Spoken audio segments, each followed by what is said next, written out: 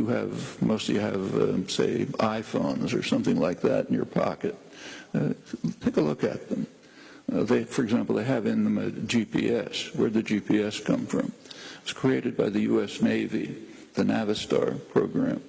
It has microelectronics, software, hardware, almost all created for decades, mostly in the state sector, under often in the U.S. Pentagon funding, here the counterpart.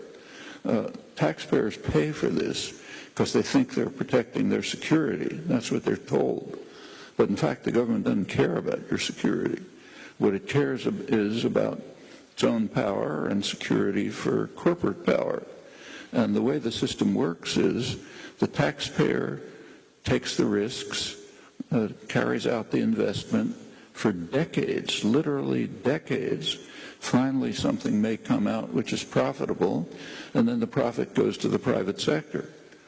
If we had anything remotely like capitalist systems, we don't, they would adhere to the capitalist principle that if an investor takes risks and invests and waits and takes risky steps, and if something comes out of it, the profit goes back to the investor.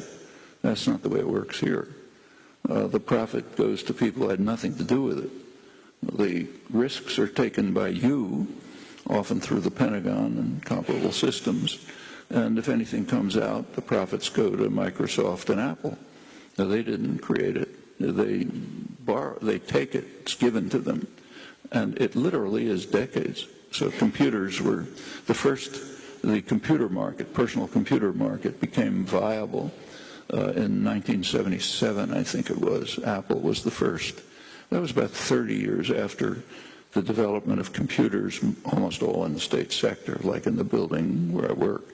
And if you buy pharmaceuticals, let's say, the basic research and development is pretty much done in the state sector.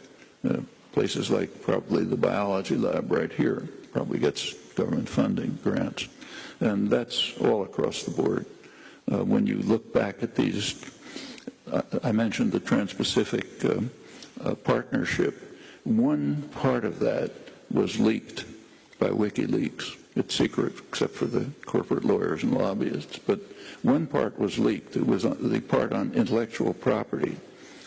Intellectual property is a polite term, a kind of a euphemism for government instituted monopoly pricing rights.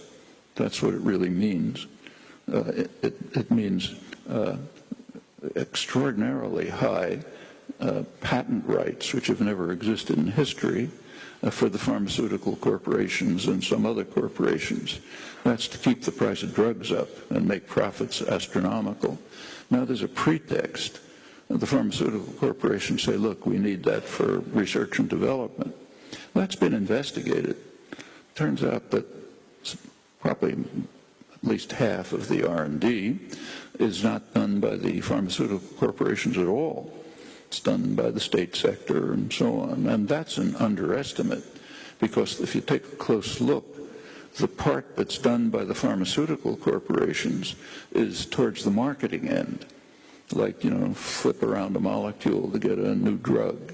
But the basic research, the hard, costly, risky research, that's done by people like you. You pay for it through your taxes. And the pharmaceutical corporations rip off the profit.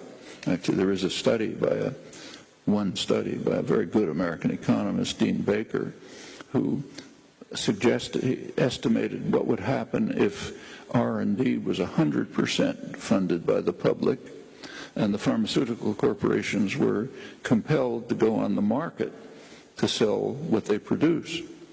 It turns out there'd be a colossal saving for the public, and of course a sharp reduction in profits of the big industries.